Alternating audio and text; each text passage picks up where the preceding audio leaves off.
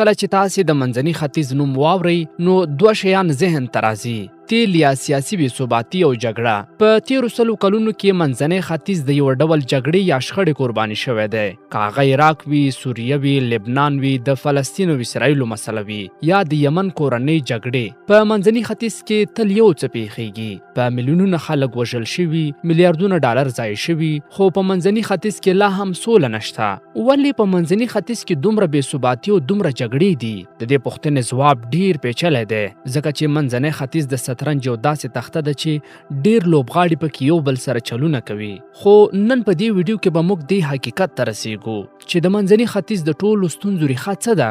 دا شاید یو جامع ویډیو وي، او د دې پوښتنې د ځواب د پوهېدو لپاره موږ باید نږدې 150 کاله شاته لاړ شو، کله چې د نن ورځې د منځني ختیځ پولې محدودې شوې وي او له هغه ځای څخه دا ټولې ستونزې پیل شوې. د څو سوه کلونو لپاره ټول منځنی ختیځ د ترکیې عثماني امپراتورۍ تر کنټرول لاندې و. د 14مې او 15مې پیړۍ ترمنځ دا امپراتورۍ له هنګري څخه تر یمن پورې غځېدلې وه.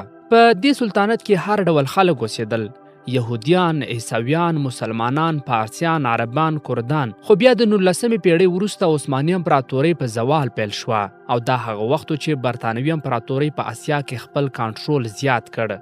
د برطانوي امپراتورۍ لپاره تر ټولو لوی ګواښ عثماني امپراتورۍ وه، ځکه چې له اسیا څخه تر اروپا پورې د هغې د کنټرول په وړاندې تر ټولو لوی خنډ عثماني امپراتورۍ وه. د دې د ماتولو لپاره برطانوي امپراتورۍ په منځني ختیځ کې خپلې مستعمرې جوړې کړې. لومړی په 1820 کال کې برطانوي امپراتورۍ د متحد عربي اماراتو سره، بیا په 1849 کال کې یمن، او په 1861 کې یو تړون لاسلیک کړ. کله چې انګریزانو د مصر کنټرول ترلاسه کړ نو د سویس کانال کنټرول یې ترلاسه کړ، او د دې لپاره د عثماني امپراتورۍ له لارې اسیا ته رسېدل خورا اسانه شول. عثماني امپراتورۍ د برطانوي واکمنۍ د دې مخ په زیاتېدونکي کنټرول څارنه کوله، او پوهېدل چې د برطانوي امپراتورۍ دا مخ په زیاتېدونکی نفوذ د دوی لپاره څومره خطرناک کیدی شي. له همدې امله عثماني امپراتورۍ په لومړۍ نړیواله جګړه کې د جرمني ملاتړ وکړ، چې په 1914 کال کې پیل شو.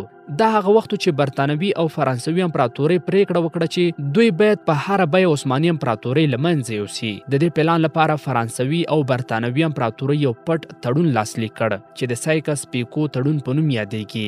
د دې تړون له مخې د لومړۍ نړیوالې جګړې له پای ته رسېدو وروسته دا ټوله سیمه به یو خپلواک عربي دولت شي، خو د برطانوي نفوذ لاندې به هم پاتې شي. دا ټوله سیمه به د فرانسوي د امپراتورۍ مستقیم کنټرول لاندې وي. دا سیمه به یو خپلواک عربي دولت شي، خو د فرانسوي امپراتورۍ تر نفوذ لاندې به پاتې شي.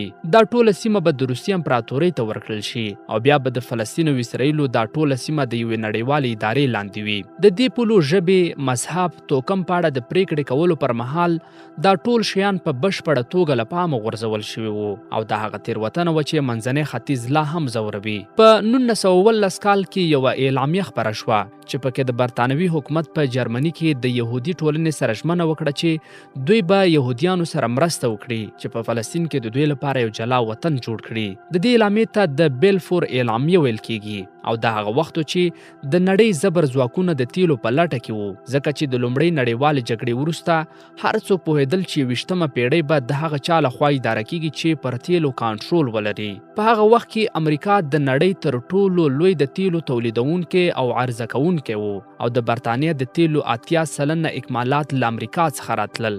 مګر په هغه وخت کې د متحد ایالاتو ولسمشر ویډرو ویلسن وو، او د دې په پوهېدو سره برطانویانو امریکا د باور وړ ګڼله. هغه غوښتل چې په هره بیه د تیلو لپاره په امریکا باندې خپله تکیه پای ته ورسوي. اوس تیل لومړی په 1908 کال کې په ایران کې کشف شول، مګر دا په خورا لږ مقدار کې وو. له همدې امله برطانوي امپراتورۍ په دې سیمه کې د نورو تیلو په لټه کې وو، خو دا لټون به څو نور کلونه وخت ونیسي. په 1919 کال کې د لومړۍ نړیوالې جګړې له پای ته رسېدو وروسته د جګړې بریالي هیوادونه په ورسایي کې سره ولیدل، او د دې ورسایي تړون لاسلیک شو.